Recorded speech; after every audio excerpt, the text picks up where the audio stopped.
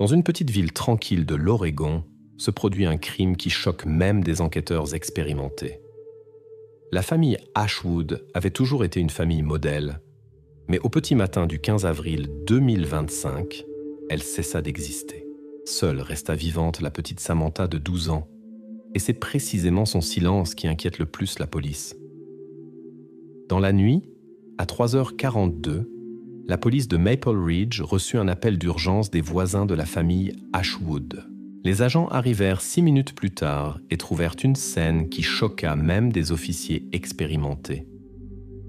Lauren Ashwood, son mari Richard et leur fils Nathan furent trouvés sans signe de vie.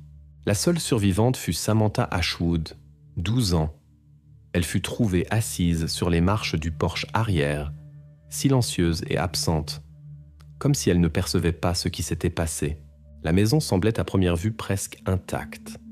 Les portes d'entrée n'étaient pas endommagées, les fenêtres intactes. Aucune trace de lutte ou d'effraction ne fut découverte. Le système d'alarme installé dans la maison avait été désactivé manuellement de l'intérieur, mais on ignore encore par qui exactement.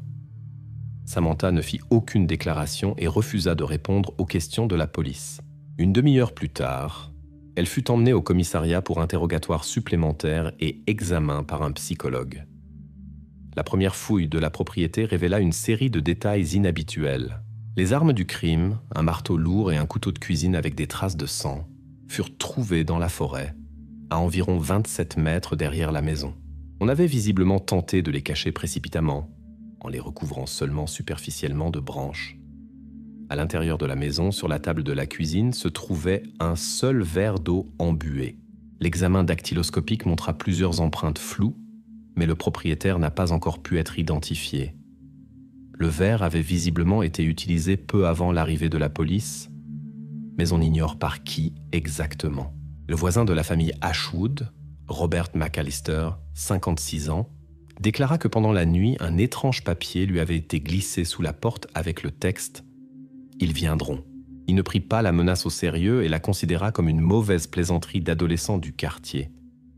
Néanmoins, le papier fut confisqué pour analyse graphologique, dont les résultats ne sont pas encore disponibles. Lors de la première vérification du téléphone portable de Richard Ashwood, les enquêteurs découvrirent une commande récente dans une boutique en ligne d'équipements de chasse. Elle avait été passée littéralement la veille au soir. Parmi les articles achetés se trouvait une hache de chasse. Aucune hache ne fut trouvée sur la scène de crime, ce qui souleva des questions supplémentaires. Basée sur les premières données, l'enquête commença à vérifier 2 versions principales. La première version, l'intrusion d'une personne étrangère dans la maison de la famille Ashwood. Celle-ci est compliquée par l'absence de traces évidentes d'effraction et le fait que le système d'alarme fut désactivé de l'intérieur. Les experts travaillant déjà à vérifier tous les points d'accès possibles. La seconde version, un conflit familial. Cependant, jusqu'à présent, rien n'indique un conflit entre les membres de la famille. La maison était ordonnée et rangée, aucune trace de lutte à l'intérieur ne fut trouvée.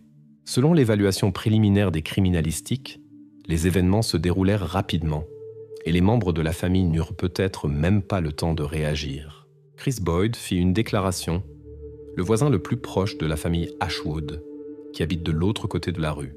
Il affirme avoir vu d'étranges éclairs de lumière dans les fenêtres de la maison vers 3 heures du matin, mais n'avoir entendu ni bruit, ni cri. Malgré l'absence de preuves directes, son comportement étrange attira l'attention de la police. Boyd fut emmené au commissariat pour interrogatoire, mais fut libéré après 1 heure. Sa version correspondait aux déclarations d'autres voisins et aux enregistrements des caméras de surveillance. La découverte la plus importante des premières heures fut l'expertise du médecin légiste. Les blessures subies par Richard Ashwood et son fils Nathan furent infligées avec des armes différentes. Cela signifie qu'il pourrait y avoir plus d'un auteur, bien que les enquêteurs se réservent encore les conclusions officielles. Les enquêteurs décidèrent d'ordonner une analyse ADN élargie de tous les objets trouvés sur la propriété, incluant le verre, le papier, le couteau, le marteau et les vêtements des membres de la famille. Cela permettra de déterminer exactement qui d'autre se trouvait dans la maison la nuit du 15 avril. Les enquêtes continuent, la vérification des voisins et connaissances de la famille Ashwood. Les enquêteurs ne peuvent expliquer une chose, l'absence complète d'émotion chez Samantha Ashwood après ce qui était arrivé à ses proches. Le comportement de Samantha devint le principal objet d'analyse pour la police. Les officiers constatent, elle ne pleura pas, ne posa pas de questions et ne demanda même pas à appeler quelqu'un du cercle de ses parents ou connaissances. À ce moment, les enquêteurs obtinrent accès au dossier scolaire de Samantha Ashwood et étudièrent les rapports du psychologue scolaire. Ces documents donnèrent une nouvelle direction à l'enquête. Au cours de la dernière année, le psychologue scolaire avait enregistré plusieurs conversations préoccupantes avec Samantha. Dans son dossier étaient notées des plaintes concernant une peur constante d'être abandonnée. Les formulations sont simples, mais l'enquêteur remarque que cette peur ne surgit pas de manière casuelle et ne fut pas unique, mais devint un état systémique. Le psychologue souligna la nécessité d'alerter les parents à ce sujet. Le lendemain, lors d'une nouvelle fouille de la chambre de Samantha dans la maison des Ashwood, les policiers découvrirent une collection spéciale, des coupures soigneusement collectées de journaux et magazines traitant de divorce, d'orphelins et d'orphelinat.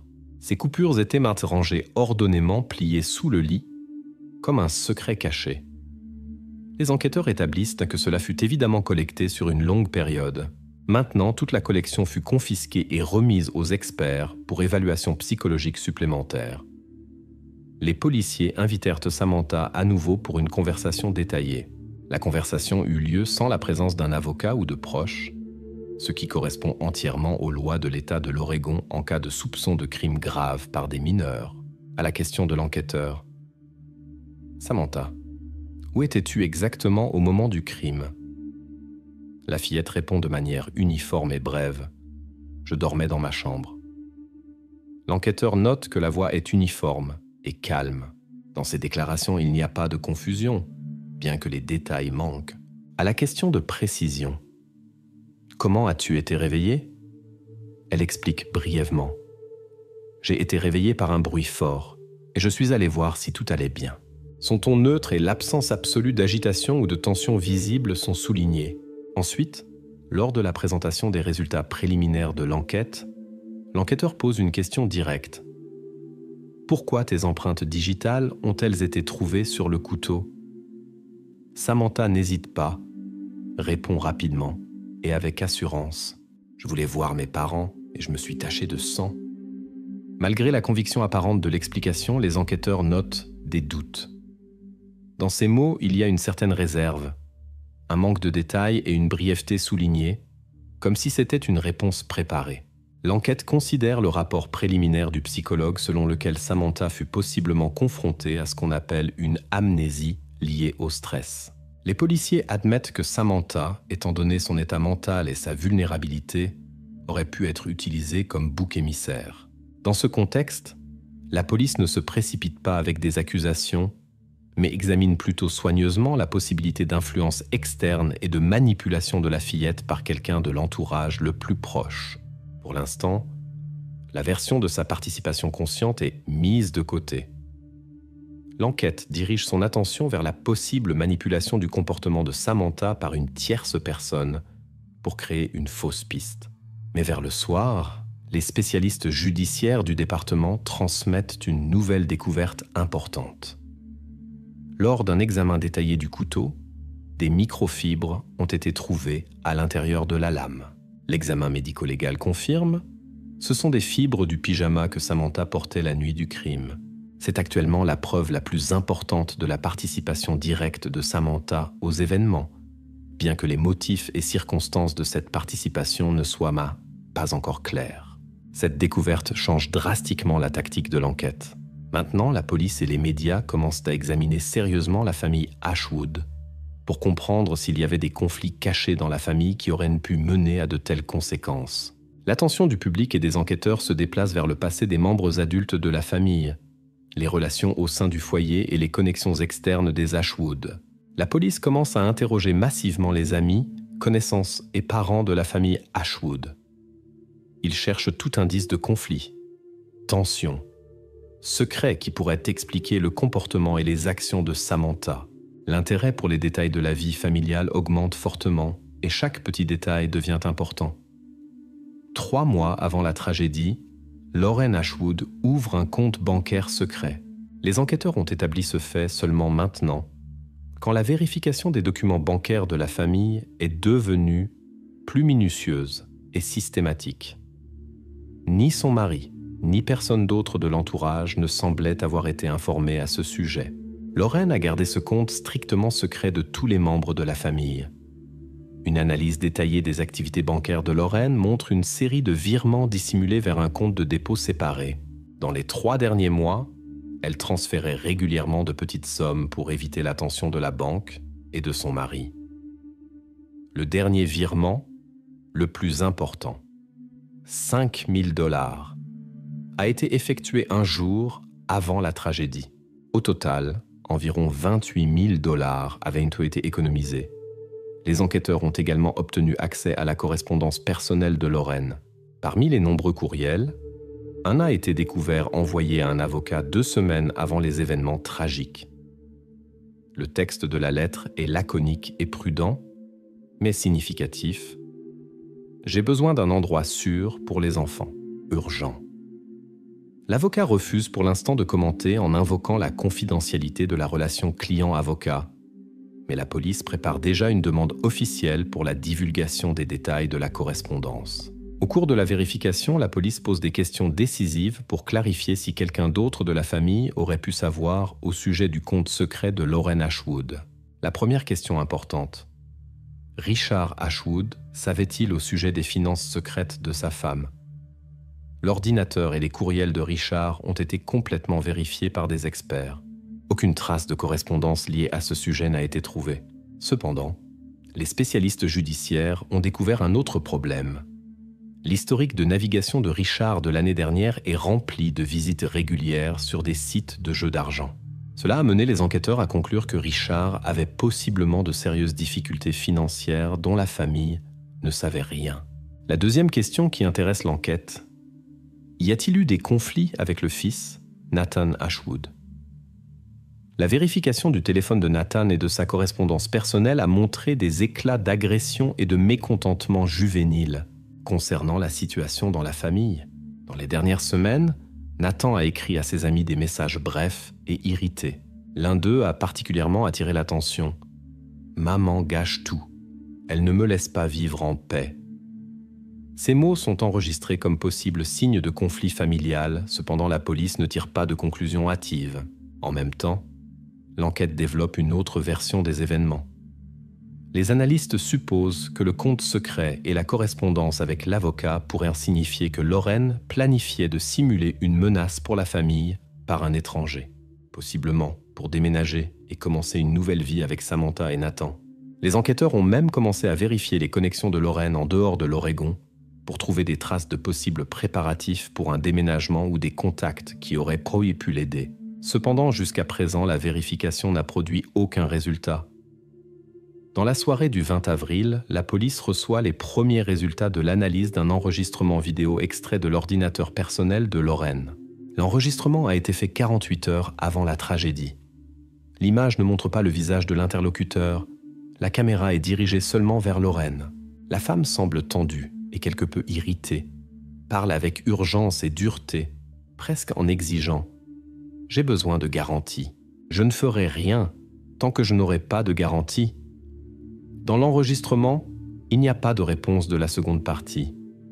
Et le son était initialement de mauvaise qualité, mais les experts ont réussi à le restaurer partiellement.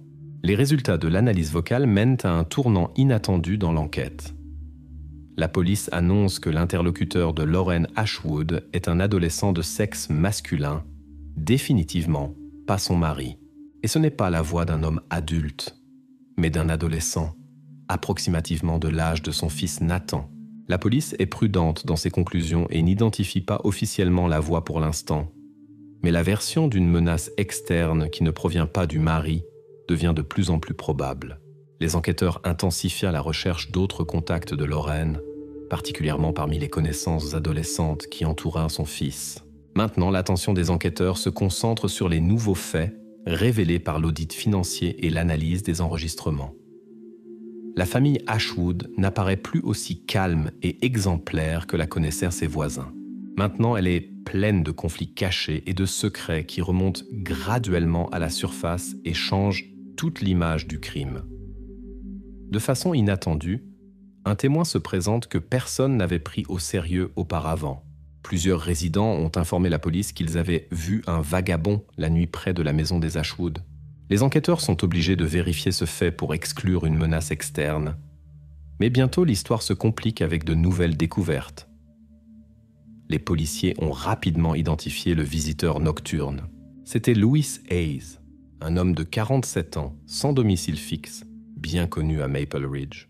Cette nuit-là, il a été capturé par les caméras de surveillance d'un magasin ouvert 24 heures sur 24, situé à 1,5 km de la maison des Ashwood.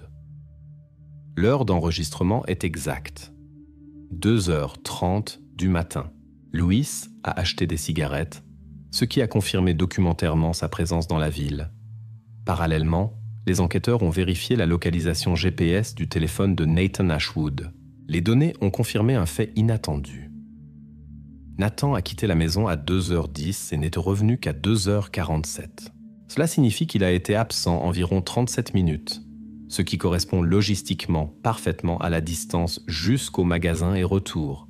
Cependant, Nathan n'est pas visible sur les enregistrements des caméras du magasin, ce qui signifie que sa route et sa destination restent inconnues pour l'instant. L'enquête analyse l'alibi de Louis Hayes en détail. Les experts vérifient soigneusement son itinéraire et le temps de son déplacement. En tenant compte de la vitesse de marche d'une personne moyenne de 5 km par heure, Louis n'aurait pas eu le temps d'aller du magasin à la maison des Ashwood et de revenir dans un si court délai. L'alibi de Louis est entièrement confirmé, étayé par des documents officiels et des enregistrements vidéo. Cependant, lors de la perquisition chez Louis, un objet suspect a été trouvé. Un sac à dos fait main dans lequel se trouvait une lettre avec la phrase déjà connue des enquêteurs « Ils viendront ». L'analyse d'écriture a confirmé que l'écriture de la note était identique à celle que le voisin des Ashwood, Robert McAllister, avait reçue. Cela a temporairement dirigé l'attention de la police à nouveau vers Louis. La version du chantage a émergé. Les enquêteurs soupçonnaient que Louis Hayes aurait pu utiliser les lettres de menace pour extorquer de l'argent ou exploiter la tension croissante dans la famille Ashwood.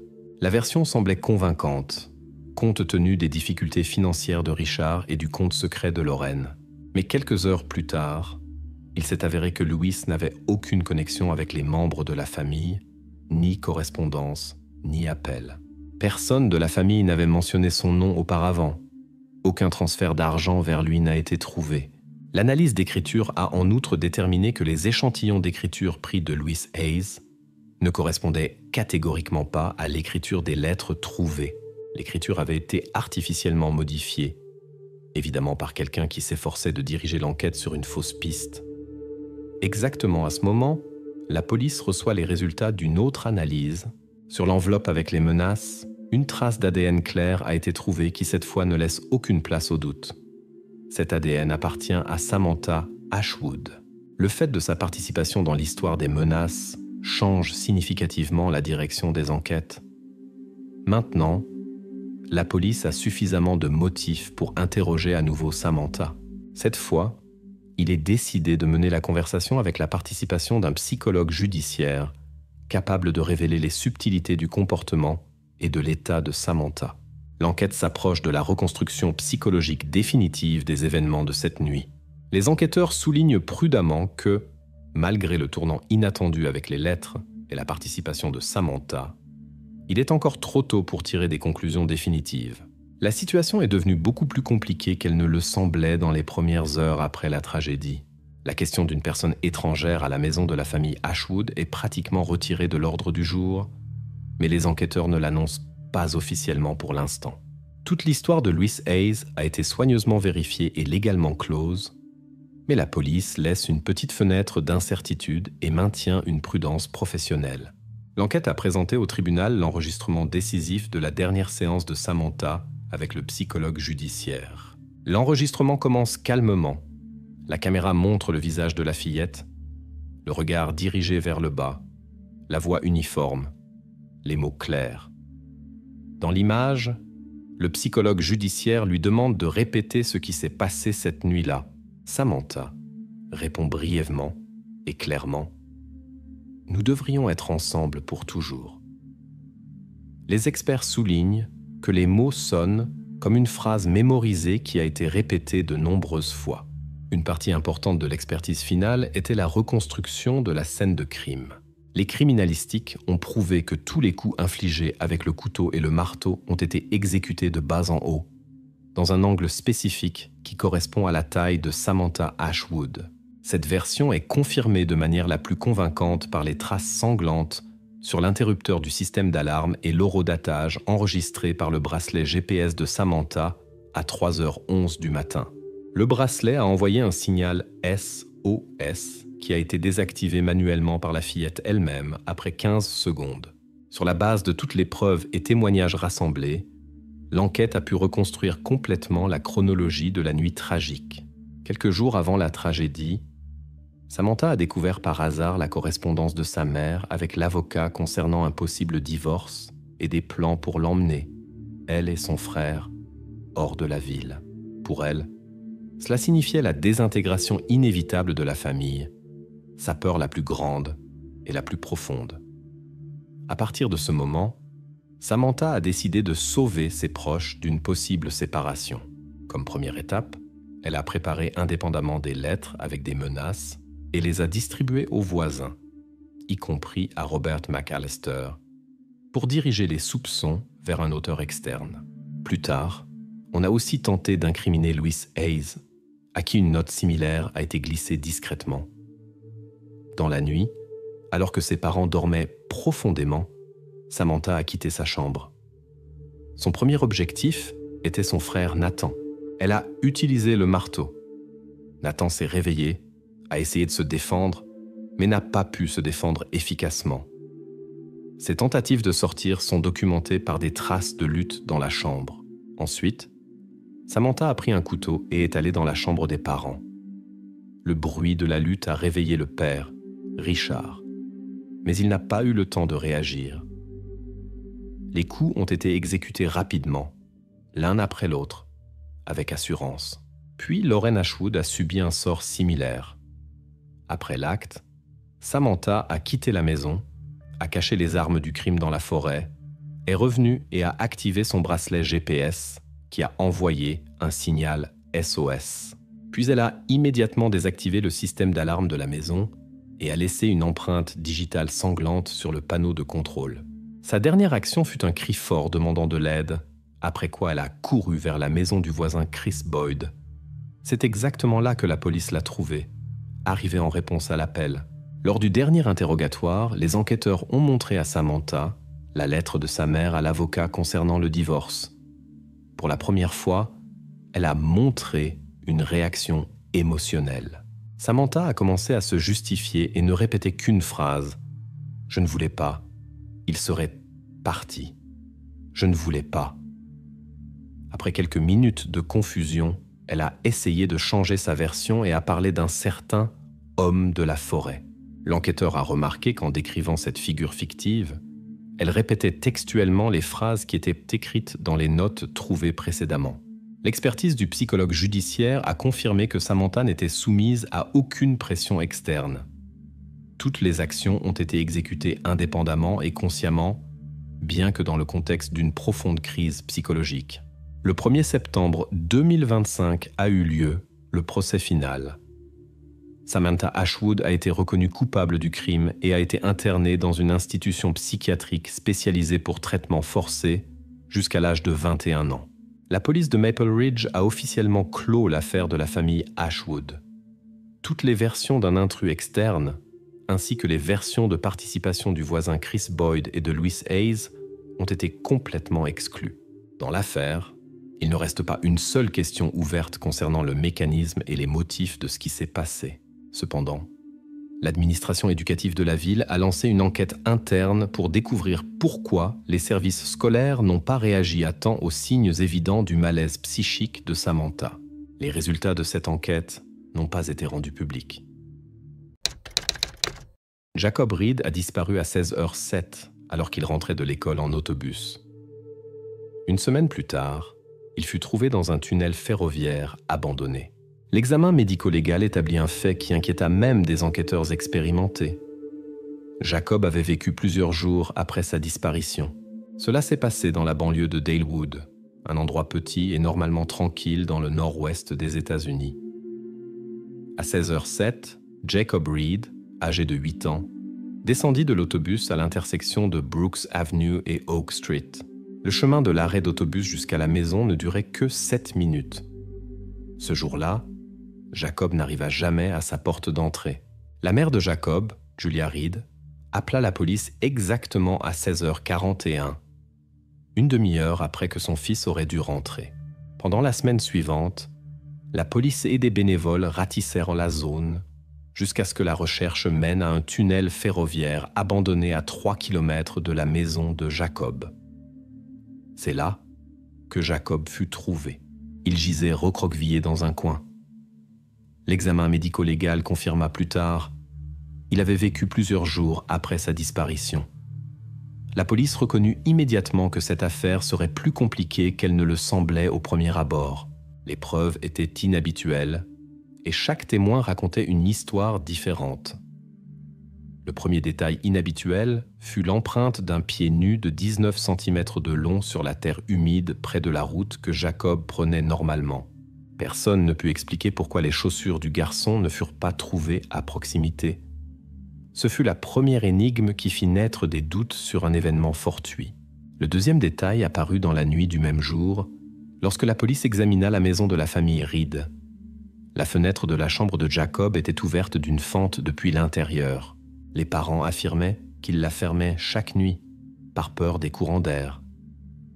Quelqu'un l'avait ouverte après la disparition de Jacob ou immédiatement avant. Le troisième détail émergea lors de l'interrogatoire des voisins. Mark Ellison, 46 ans, le voisin d'en face, prétendait avoir vu Jacob en dernier. Cependant, sa déclaration était contradictoire. Ellison dit d'abord avoir vu Jacob à 16h10, puis corrigea l'heure à 16h25.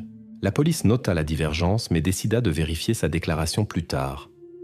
Hayden Reed, le frère de 15 ans de Jacob, entra également dans le viseur de la police. Il déclara avoir été à l'entraînement de football à ce moment-là, mais son alibi n'était pas encore confirmé. Il s'avéra également qu'Hayden s'était disputé avec Jacob le matin même au sujet d'un jouet. Les enquêteurs décidèrent de ne pas exclure pour l'instant la jalousie entre frères comme motif possible. D'abord, la police se concentra sur les suspects évidents. Le frère aîné, Hayden Reed, fut le premier à être vérifié. Jacob avait récemment reçu un nouveau jouet, un dinosaure jouet coûteux qu'Hayden avait demandé sans succès à ses parents pendant plusieurs mois. Le matin de la disparition, les frères s'étaient disputés violemment, précisément à cause de ce jouet. Mais Hayden insista fermement qu'après les cours, il était allé directement à l'entraînement et nia avoir rencontré son frère après l'école. Une autre personne qui éveilla immédiatement les soupçons fut un homme sans abri, connu des habitants sous le surnom de Skipper. C'est lui qui, le matin après la disparition, apporta le portefeuille de Jacob à une station-service, prétendant l'avoir trouvé sur le parking. Skipper était connu de la police pour de petits vols, mais n'avait jamais été lié à des crimes graves. Néanmoins, la police décida de le vérifier de plus près. Hayden Reed s'était disputé avec Jacob le matin au sujet du dinosaure. La police l'apprit de la mère des garçons, mais n'avait pas encore de confirmation de son alibi. Un point important était l'information sur une caméra installée près du stade scolaire. La caméra pouvait confirmer ou réfuter la version d'Hayden, mais le premier jour de recherche, la police n'eut pas le temps d'examiner les enregistrements. Les premières 24 heures d'enquête touchaient à leur fin. À 21h30, le jour après la disparition de Jacob, la police découvrit une preuve décisive. Le dinosaure jouet pour lequel les frères s'étaient disputés le matin. Le jouet se trouvait dans une poubelle directement en face de la maison de Mark Ellison, le voisin dont la déclaration soulevait de plus en plus de doutes. Les policiers ne tirèrent pas de conclusions hâtives. Ils avaient déjà compris qu'ils n'avaient pas seulement affaire à une disparition, mais à quelque chose de beaucoup plus complexe et embrouillé qu'il n'y paraissait au premier regard. 1 heure avant la disparition de Jacob, Hayden avait supprimé tout l'historique de chat de son téléphone portable. Qu'est-ce que le frère aîné essayait exactement de cacher et était-ce lié à la disparition? Les spécialistes de police restaurèrent les messages supprimés d'Hayden grâce à une sauvegarde cloud. L'historique de chat était simple, typique d'un adolescent de son âge. Hayden se disputait avec son père au sujet de l'argent de poche. Récemment, les parents avaient commencé à contrôler strictement les dépenses d'Hayden. Maintenant, il devait se justifier devant ses amis sur pourquoi il ne pouvait plus participer à leurs activités habituelles. Mais parmi les messages inoffensifs, les policiers tombèrent sur une phrase envoyée quelques heures avant la disparition de Jacob. « Aujourd'hui, tout va se décider. » Cette phrase parut suspecte aux enquêteurs, surtout compte tenu du conflit matinal des frères. L'entraîneur de l'équipe de football d'Hayden, Steve Henson, confirma aux enquêteurs que l'adolescent était à l'entraînement qui avait commencé à 15h45. Mais lors de la vérification des enregistrements vidéo de la caméra du parking scolaire, une divergence importante apparut. Hayden quitta les installations sportives à 16h25, soit 35 minutes, avant la fin officielle de l'entraînement. Pourquoi Hayden avait menti sur l'heure de son départ restait peu clair. L'interrogatoire d'Hayden eut lieu en présence de ses parents. Hayden se comporta calmement, bien que ses réponses semblent plusieurs fois trop prudentes. D'abord, il expliqua qu'après l'entraînement, il avait attendu ses parents sur le parking scolaire, car ils avaient le promis de venir le chercher à 17h30. Puis Hayden changea sa déclaration et dit qu'il était parti plus tôt parce qu'il en avait assez d'attendre et avait décidé de rentrer à pied. La distance jusqu'à la maison était d'un peu plus d'1 kilomètre et l'adolescent prétendait ne pas avoir vu Jacob en chemin. Cependant, une caméra de surveillance à la sortie de l'école enregistra qu'Hayden ne se dirigeait pas vers sa maison, mais dans la direction opposée, là où plus tard le portefeuille de Jacob fut trouvé.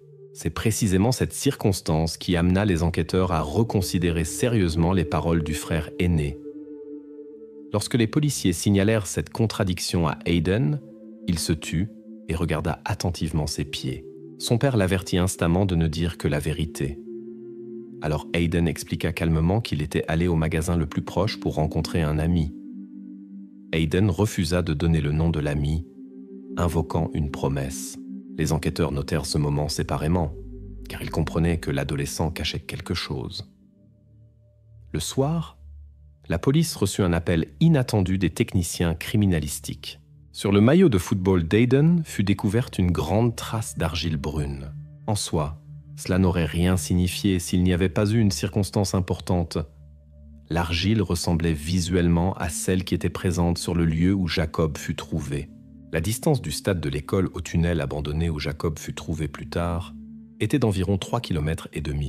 Les enquêteurs calculèrent le temps et déterminèrent qu'Hayden n'aurait pas pu s'y rendre à pied et revenir sans attirer l'attention et arriver en retard à la maison. Néanmoins, la police ne pouvait pas ignorer cette preuve. Avec le consentement des parents, les chaussures d'Hayden furent emportées pour un examen plus minutieux des échantillons de sol. Les techniciens criminalistiques prirent des échantillons du maillot et les envoyèrent pour une analyse de laboratoire urgente. En attendant les résultats, l'enquête continuait d'interroger les connaissances de l'adolescent. Les enseignants décrivirent Hayden comme un élève calme et discipliné, mais ces dernières semaines, il était devenu plus renfermé et irritable. Les camarades de classe dirent à la police qu'Hayden souffrait beaucoup des conflits familiaux et du manque d'argent. Mais personne ne se souvenait de quelque chose de concret qui pourrait le connecter à la disparition de son frère. À 22h15 du même jour, le laboratoire communiqua les résultats de l'analyse. L'argile du maillot d'Hayden, malgré la similitude extérieure, différait considérablement dans sa composition minérale des échantillons prélevés dans le tunnel abandonné. Cela signifiait que la version selon laquelle Hayden avait visité cet endroit le jour de la disparition de Jacob n'était pas confirmée. Cependant, les enquêteurs ne pouvaient pas écarter tous les moments de suspicion contre Hayden, car l'adolescent cachait évidemment encore quelque chose. Les policiers comprirent qu'ils devaient confirmer ou réfuter définitivement son alibi en utilisant des caméras vidéo et découvrir le nom de l'ami mystérieux avec qui Hayden s'était rencontré ce jour-là. Pour le moment, Hayden restait une figure importante dans l'enquête, bien que les enquêteurs penchaient maintenant plutôt vers l'hypothèse qu'il n'était pas directement impliqué dans la disparition de son frère. Ses actions nécessitaient une explication, mais un lien direct avec le crime n'était plus visible. La police décida d'intensifier la surveillance de l'adolescent, car il fallait maintenant découvrir ce qu'il continuait exactement de cacher aux enquêteurs. Pendant que les enquêtes se concentraient sur Hayden, la police examina parallèlement la famille Reed dans son ensemble. L'une des premières bizarreries qui attira l'attention des enquêteurs fut le changement fréquent des serrures de la maison familiale. Au cours des 6 derniers mois, cela s'était produit 3 fois. La famille expliqua cela par souci de sécurité, mais les détails de ces craintes ne furent pas entièrement révélés. Cependant, l'enquête ultérieure leva rapidement le voile sur les circonstances familiales. Les enquêteurs obtinrent l'accès aux rapports financiers de la famille et découvrirent un nombre considérable de dettes. La famille Reed était obligée de mettre en gage de la technologie et des articles ménagers dans un mont-de-piété local pour couvrir les dépenses urgentes. Selon les informations du mont-de-piété, Joseph Reed, le père de Jacob, y apportait régulièrement des appareils électroniques coûteux, ordinateurs portables, tablettes, ainsi que consoles de jeux. Tout cela fut mis en gage plusieurs fois à nouveau, avec une somme de crédit et des intérêts croissants. Dans les documents du mont-de-piété, il fut noté que la dernière visite du père avait eu lieu seulement 2 jours avant la disparition de Jacob. Les voisins interrogés par la police confirmèrent également les problèmes dans la famille. Dans leurs déclarations, ils racontèrent qu'au cours des derniers mois, ils avaient régulièrement entendu des voix fortes et des disputes qui avaient lieu tard dans la nuit. La voisine Caroline Miller, qui habitait à une clôture de distance de la famille Reed, précisa qu'un soir, elle avait clairement entendu Joseph dire à sa femme à voix haute « Si cela continue ainsi, je le donnerai à ceux qui peuvent mieux s'occuper de lui. » Les enquêteurs invitèrent les parents à une conversation séparée. Joseph Reed semblait visiblement nerveux, tandis que sa femme Julia se montrait plus confiante. Au début, Joseph nia les difficultés financières sérieuses et affirma que les objets mis en gage avaient été une mesure temporaire et que la situation était sous contrôle. Quand les détectives demandèrent directement au sujet du changement fréquent des serrures, Julia, en regardant son mari, répondit qu'il y avait eu une tentative de cambriolage il y a quelques mois, après quoi il s'était inquiété pour la sécurité de la maison et de leurs proches. Lors d'une vérification par la police, il s'avéra cependant qu'aucune plainte officielle concernant des tentatives de cambriolage de la famille Reed n'était parvenue au poste local. Les enquêteurs soupçonnèrent un motif possible pour la disparition de Jacob. Les difficultés financières auraient pu pousser quelqu'un de l'entourage de la famille à un geste désespéré pour une rançon. Cette version perdit cependant rapidement de sa pertinence. Depuis la disparition du garçon, pas un seul appel avec des demandes d'argent n'était parvenu à la famille. Néanmoins, l'enquête continua d'examiner l'incident des disputes nocturnes. Les menaces du père enregistrées par les voisins sonnaient sérieusement. La phrase « Je le donnerai à ceux qui s'en occupent mieux » devint l'occasion de vérifier soigneusement tous les contacts de Joseph Reed au cours des derniers mois. Les détectives menèrent une analyse détaillée des appels et de la correspondance des parents, sans trouver un contact suspect qui indiquerait la préparation d'une remise ou d'un accord secret. Les menaces étaient apparemment une réaction émotionnelle aux problèmes familiaux, qui ne furent pas confirmées par des actions pratiques. Mais le fait même de telles déclarations amena l'enquête à conclure « Les relations dans la famille avaient été tendues et difficiles bien avant la disparition de Jacob, ce qui devait inévitablement affecter l'atmosphère générale dans la maison et le comportement de ses membres. » Le soir du même jour, quand il semblait que l'enquête avait épuisé toutes les pistes dans la famille Reed, le département technique de la police enregistra un appel entrant inhabituel sur le téléphone portable de Joseph. L'appel venait d'un numéro non enregistré et non identifié. L'appelant ne se présenta pas et dit seulement un mot presque en chuchotant « tunnel ». Cet appel changea brusquement le cours des enquêtes. La police prit immédiatement le contrôle du téléphone de Joseph Reed et initia une vérification technique. La voix de l'appelant était masculine, mais son identité ne put être établie immédiatement. Il resta également peu clair pourquoi il avait appelé spécifiquement le père et ce que signifiait ce terme unique. La famille Reed était extrêmement perturbée. Joseph assura à l'enquête qu'il n'avait pas reconnu la voix de l'appelant. Julia, en revanche, affirma qu'elle n'avait aucune idée de qui aurait pu faire un tel appel et pourquoi. Il fut conseillé aux deux parents de rester à la maison et d'informer la police de tous les contacts ultérieurs. À ce moment, l'attention des enquêteurs se dirigea à nouveau vers l'entourage extérieur de la famille. Il fut décidé de retracer immédiatement cet appel pour obtenir au moins un indice sur l'appelant. Le père de Jacob devint une figure clé des enquêtes pour une autre raison. Il pourrait en savoir plus qu'il ne disait à la police, sans s'en rendre compte lui-même. L'enquête maintint la famille sous l'ombre du soupçon, bien qu'il n'y ait pas de preuves directes de leur implication dans la disparition. Néanmoins, il était clair pour la police, quelqu'un près de la famille en savait beaucoup plus qu'il ne disait et était possiblement connecté aux circonstances qui avaient mené à la disparition de Jacob. Le vagabond, que les habitants connaissaient sous le surnom de Skipper, devint une nouvelle figure importante dans l'enquête sur la disparition de Jacob. Auparavant, il avait apporté le portefeuille du garçon à la station-service et prétendu l'avoir trouvé par hasard dans une poubelle. Jusqu'à présent, ce détail n'avait pas d'explication claire et éveillait les soupçons de la police.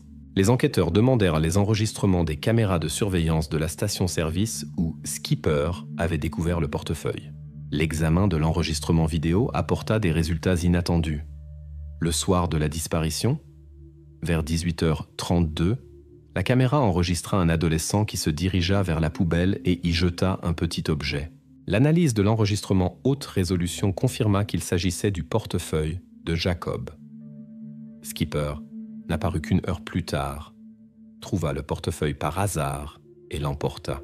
La police effectua immédiatement une reconnaissance faciale de l'adolescent enregistré sur la vidéo.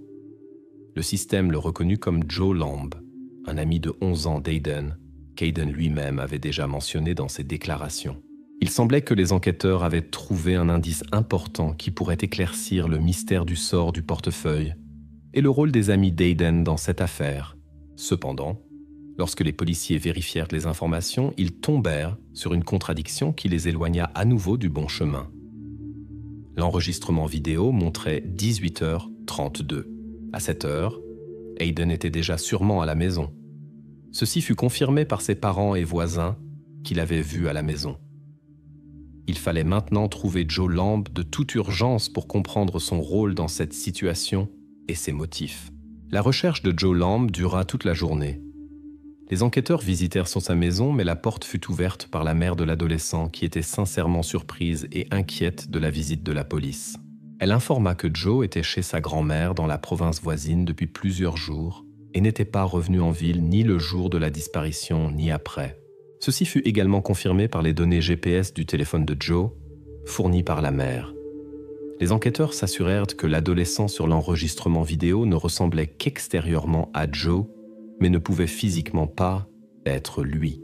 Maintenant, l'enquête retournait au point de départ, car il fallait clarifier l'identité de l'adolescent de la caméra vidéo. En même temps, l'information fut vérifiée pour savoir si Skipper aurait pu avoir des contacts avec la famille ou son entourage. Cependant, des interrogatoires supplémentaires et la vérification de son itinéraire prouvèrent son innocence.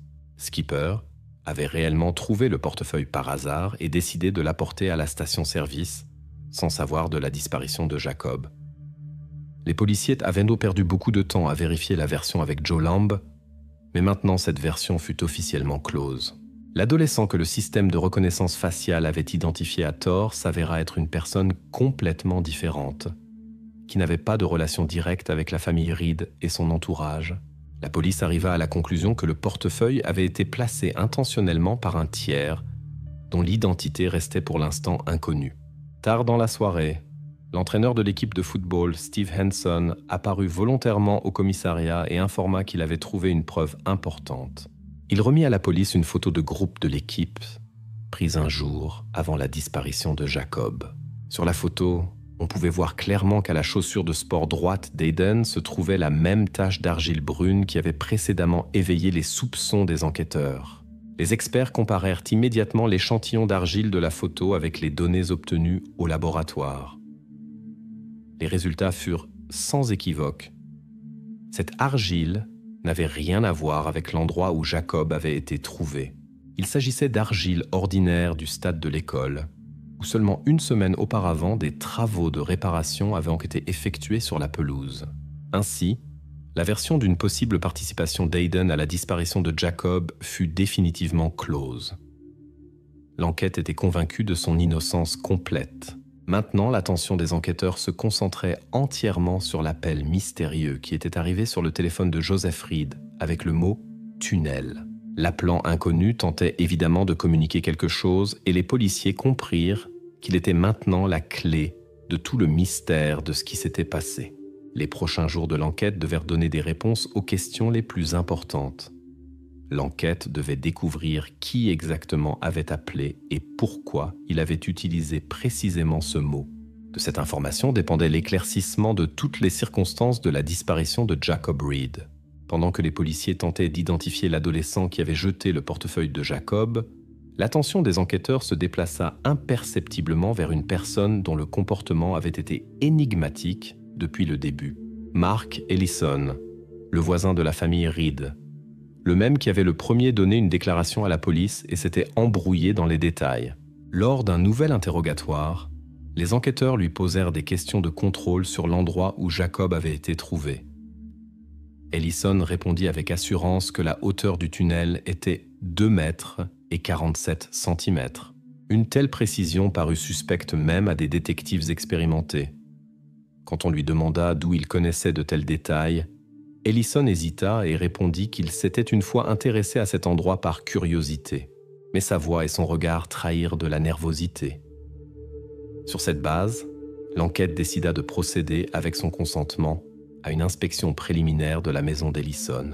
Dans le sous-sol, la police trouva un télémètre laser professionnel, un appareil qui peut mesurer les distances avec une précision millimétrique.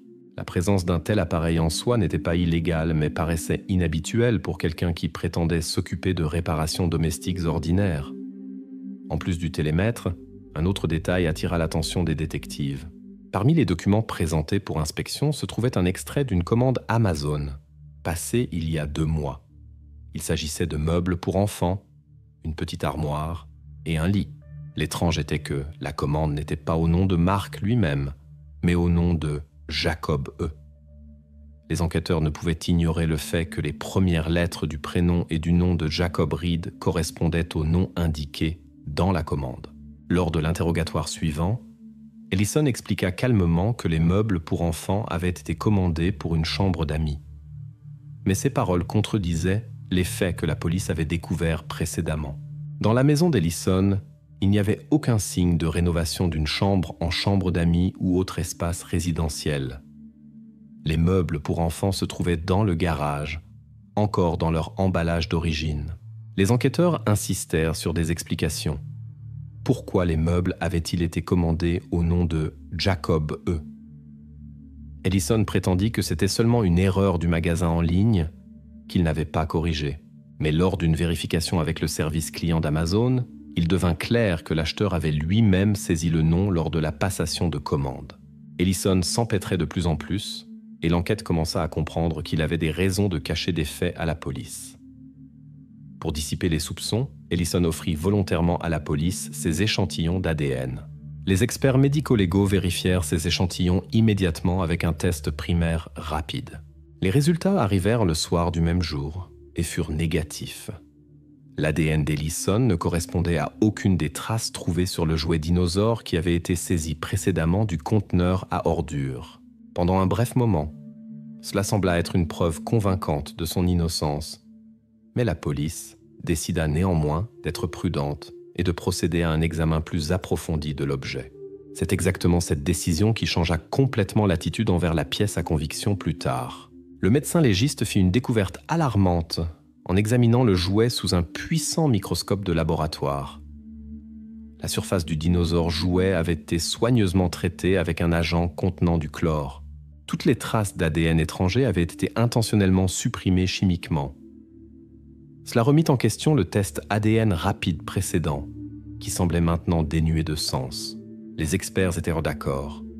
Le dinosaure avait été intentionnellement nettoyé avec du chlore pour effacer toute trace. Les enquêteurs ne purent pas s'empêcher de se demander si Ellison est innocent, pourquoi nettoierait-il un objet directement lié à la disparition de Jacob?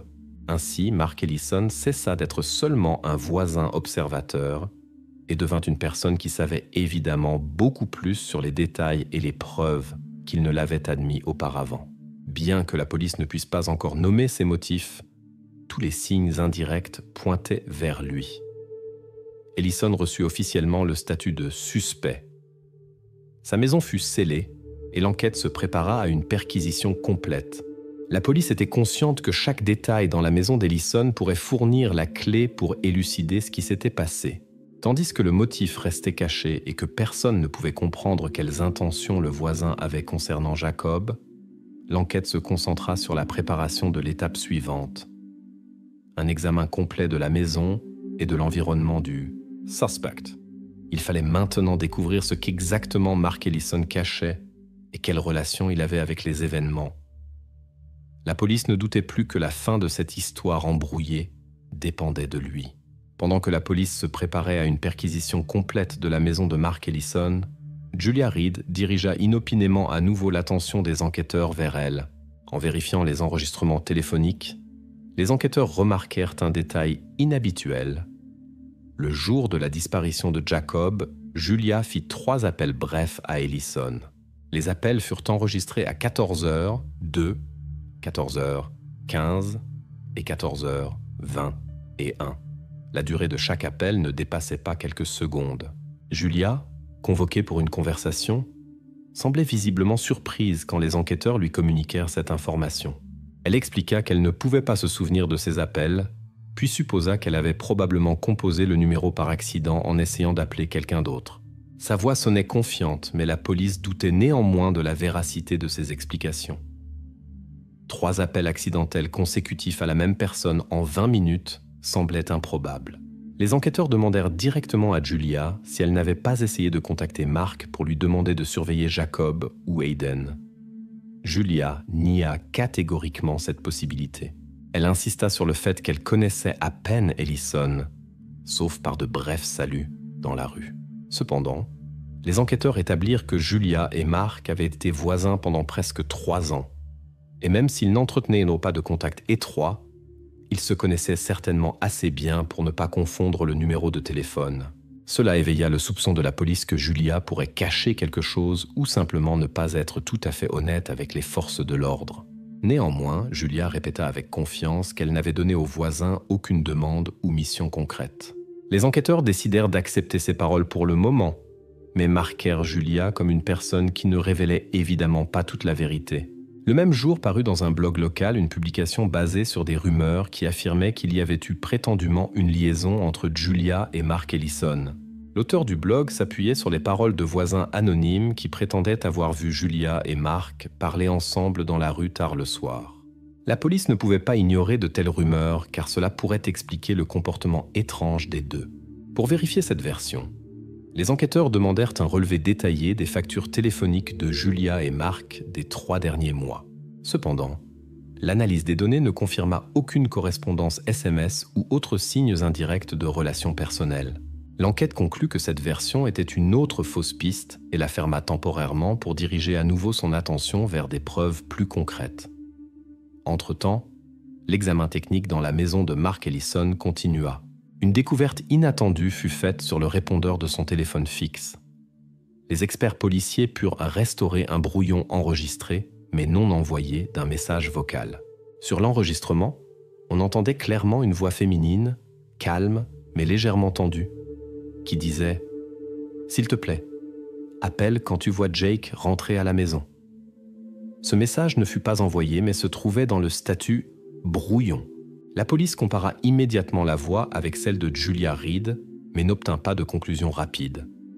Les voix étaient similaires, mais pour une confirmation précise, une analyse spectrale était nécessaire, ce qui prenait du temps. Cette découverte changea considérablement la situation. Si la voix appartenait réellement à Julia, son explication sur les appels accidentels s'effondrerait complètement. Si la voix était étrangère, cela signifiait qu'il y avait une autre femme dans l'affaire dont le rôle était complètement incertain. Tant que la voix n'était pas identifiée, la police décida de laisser temporairement tomber les moments actifs de suspicion contre Julia et de la désigner dans les documents comme témoin dont la déclaration nécessitait une vérification supplémentaire. De plus, les enquêteurs se préparèrent à une phase importante de l'enquête. Ils reçurent de l'autorisation officielle pour une perquisition minutieuse de la maison de Mark Ellison, y compris la vérification de la présence d'une pièce ou chambre secrète. La police soupçonnait que la découverte de cette pièce pourrait donner des indices importants sur les événements liés à la disparition de Jacob. Ainsi, les tâches principales pour la phase suivante de l'enquête restaient l'identification de la voix féminine du répondeur et l'examen complet de l'appartement de Mark. Julia Reed passa temporairement à l'arrière-plan, mais l'enquête ne se hâta pas de la rayer définitivement de la liste, attendant les résultats de l'analyse spectrale. L'enquête approchait de son apogée, et chaque indice suivant pourrait être décisif. Dans la maison de Mark Ellison commencèrent des mesures opérationnelles étendues. Les enquêteurs inspectèrent chaque pièce, mais le sous-sol attira une attention particulière. Là fut découverte une construction inhabituelle, un mur en plaques de plâtre qui se distinguait clairement des autres. Les policiers l'ouvrirent en retirant soigneusement les panneaux, et devant eux se présenta une image qui choqua même les agents expérimentés. Derrière le faux mur se cachait une petite pièce soigneusement aménagée. C'était une copie presque complète de la chambre de Jacob Reed. Les mêmes couleurs de murs, des meubles similaires et même des détails de décoration identiques. Le plus choquant fut que sur une étagère se trouvait un jouet, un dinosaure en plastique, exactement le même que le jouet préféré de Jacob qui avait été trouvé précédemment dans la benne à ordures. L'enquête convoqua immédiatement Mark Ellison pour une explication. Lui, qui jusqu'alors était resté calme, devint visiblement pâle quand il vit le mur démonté. Il commença à se justifier de manière incertaine, disant qu'il avait seulement aidé la famille Reed avec la rénovation et que la pièce était supposément destinée à Jacob, sur demande de la mère de Jacob. Cependant, les policiers découvrirent rapidement que tous les meubles étaient neufs, commandés par Ellison lui-même, et n'avaient rien à voir avec l'appartement réel de la famille Reed. Quand les enquêteurs présentèrent aux voisins des preuves que les meubles avaient été achetés récemment, et spécifiquement au nom de Jacob E., Swing Ellison ne trouva pas de mots appropriés et se tut. Il n'essaya plus de nier le fait qu'il avait lui-même aménagé cette pièce, bien qu'il refusât d'expliquer pourquoi il avait besoin de faire une copie complète de la chambre de Jacob. Pendant ce temps, les techniciens criminalistiques commencèrent l'examen minutieux de la pièce. Sur l'un des murs, ils découvrirent plusieurs empreintes digitales nettes qui appartenaient à un adulte, ainsi qu'une plus petite qui appartenait évidemment à un adolescent. Une vérification initiale dans la base de données exclut immédiatement qu'il s'agissait de l'empreinte digitale de Jacob. La police soupçonna que quelqu'un d'autre avait pu se trouver dans la pièce, possiblement une autre personne qui n'était pas encore apparue dans l'affaire. Cette découverte décontenança l'enquête pendant plusieurs heures. Les forces opérationnelles commencèrent même à vérifier des versions sur un possible enlèvement supplémentaire ou un autre témoin inconnu. Il semblait que l'enquête pourrait à nouveau se retrouver dans une impasse à cause de l'incertitude avec cette empreinte digitale. Les forces opérationnelles commencèrent à comparer l'empreinte avec les données de toutes les connaissances de la famille Reed et d'Ellison. Un laboratoire criminalistique spécial fut impliqué pour accélérer le processus d'identification. Pendant que la police attendait les résultats, Ellison lui-même restait dans une pièce séparée sous observation et gardait un calme visible, bien que la tension devint évidente à travers ses gestes et mouvements. L'enquête ne doutait plus de sa participation, mais devait clarifier tous les détails de ce qui s'était passé. Tard le soir de ce jour, les experts de l'Office fédéral de police criminelle rapportèrent des résultats inattendus et en même temps terrifiants. Après un examen renouvelé et plus minutieux, il s'avéra que la mystérieuse empreinte digitale inconnue sur le mur appartenait réellement à Jacob Reed. Originalement, l'empreinte avait été déformée par l'humidité dans la pièce, raison pour laquelle le programme de reconnaissance n'avait pas pu l'identifier immédiatement. Maintenant, la situation changea drastiquement. Il devint complètement clair que Jacob avait séjourné dans cette pièce cachée pendant au moins plusieurs jours. De plus, les médecins légistes, après avoir comparé toutes les preuves et les conditions de la pièce, arrivèrent officiellement à la conclusion que Jacob avait passé 4 jours dans la cave de la maison d'Ellison. L'enquête établit la date exacte à laquelle Jacob cessa de vivre. Cela arriva le 14 mai.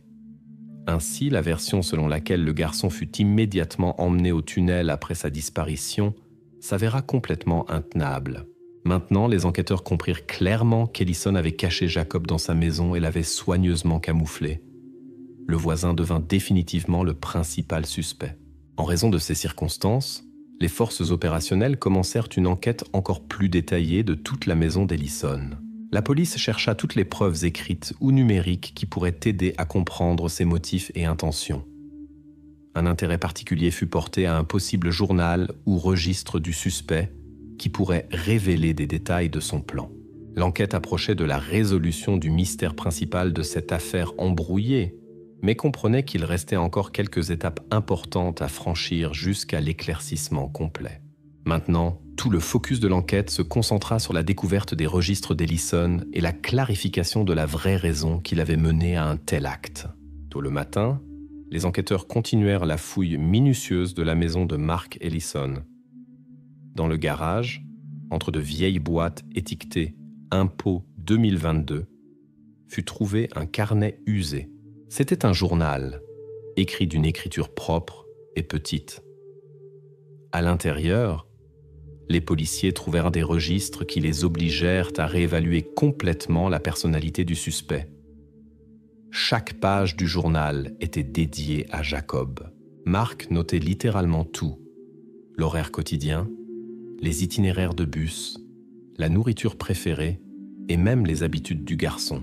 Sur certaines pages étaient enregistrés en détail des fragments de conversation qu'Ellison avait entendus à travers la fenêtre ouverte de la chambre de Jacob.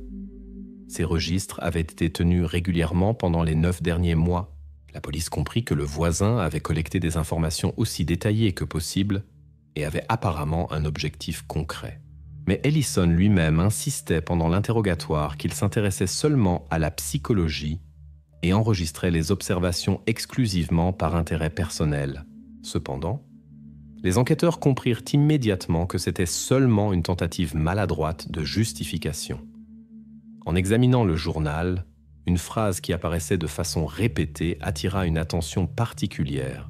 « Nouvelle famille ». Selon les registres, Ellison prévoyait de créer une famille selon sa conception idéale, et Jacob devait en faire partie. Le journal montrait que Mark avait soigneusement pensé le scénario de l'enlèvement et la vie ultérieure avec Jacob. Il décrivait des situations comme si elles avaient déjà eu lieu et fantasmait sur des petits déjeuners partagés, des excursions et des promenades. Les enquêteurs exigèrent des explications, mais Ellison garda obstinément le silence et essaya de rester distant et calme. Dans son comportement, il y avait une confiance en sa propre intouchabilité. Cependant, les détails du journal ne lui permettaient plus de se cacher derrière le masque du voisin qui était accidentellement tombé au centre des événements. De plus, un détail confondit les enquêteurs. Dans le journal était mentionné de façon répétée une 3e personne, quelqu'un avec le nom ou la désignation M. Mark le décrivait comme l'ami de Jacob, ce qui amena la police à supposer l'existence d'un complice ou d'une seconde personne impliquée dans les événements. La police passa plusieurs heures à essayer de déterminer l'identité de ce mystérieux M. En vérifiant les listes des camarades d'école de Jacob, des voisins et de toutes les connaissances d'Ellison. Plus tard, cependant, il s'avéra qu'aucune personne réelle avec cette désignation n'existait. M-M était seulement une figure fictive créée par la conscience d'Ellison, possiblement partie de ses étranges fantaisies sur une vie familiale idéale. Cette version fut rapidement écartée quand la police réalisa qu'elle perdait un temps précieux en s'enfonçant dans les fantaisies du suspect. La découverte la plus importante et troublante attendait les enquêteurs à la dernière page du journal. Là, sous la date de la disparition de Jacob, il y avait un registre fait dans la nuit profonde. À 3h12 du matin, Mark n'avait écrit qu'une phrase qui devint la preuve la plus importante de l'affaire. Si tout va mal, le tunnel. Ces mots eurent une signification décisive, car ils avaient été écrits bien avant que la police ne découvre Jacob. Il devint évident que Mark Ellison considérait le tunnel dès le début comme un plan d'urgence, au cas où ses plans échoueraient. C'est précisément cette découverte qui confirma que les actions d'Ellison étaient soigneusement planifiées et non accidentelles. Cependant, son motif resta peu clair et incompréhensible jusqu'à la fin. L'enquête ne nota qu'un détail évident. Le suspect était obsédé par l'idée de créer une famille idéale.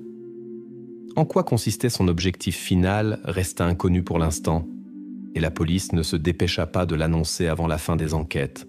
Maintenant, les enquêteurs se concentrèrent sur la recherche de preuves supplémentaires qui pourraient renforcer leur position devant le tribunal. Une étape importante fut l'examen des pneus du pick-up de Mark Ellison pour les comparer aux traces trouvées près du tunnel. Si la correspondance était confirmée, ce serait la preuve définitive de sa présence à l'endroit où Jacob fut trouvé plus tard. Mark Ellison fut officiellement arrêté de manière provisoire et sa maison fut scellée.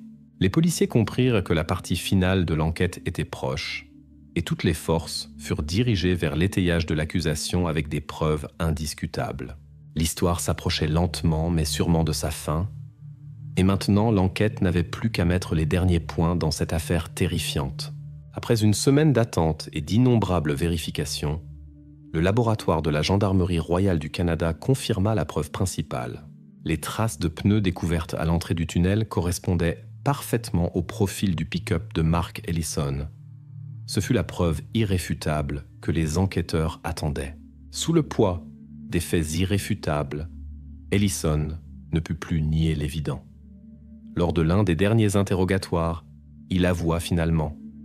Selon ses mots, il voulait donner à Jacob une vie meilleure. Il était obsédé par l'idée de créer une famille qui se rapprocherait de l'idéal.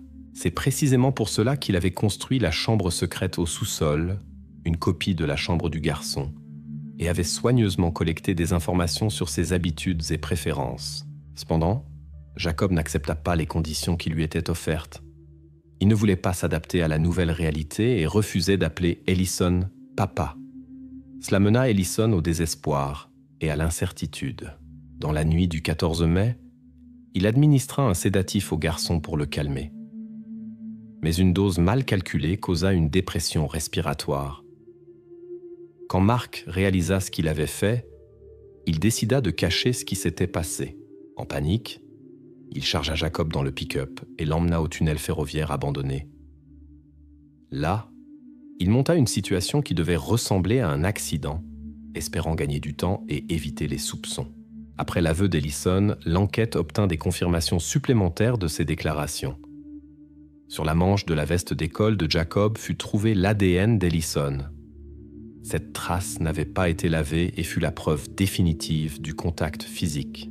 Une confirmation supplémentaire fut fournie par un enregistrement des caméras de surveillance de l'autoroute 16.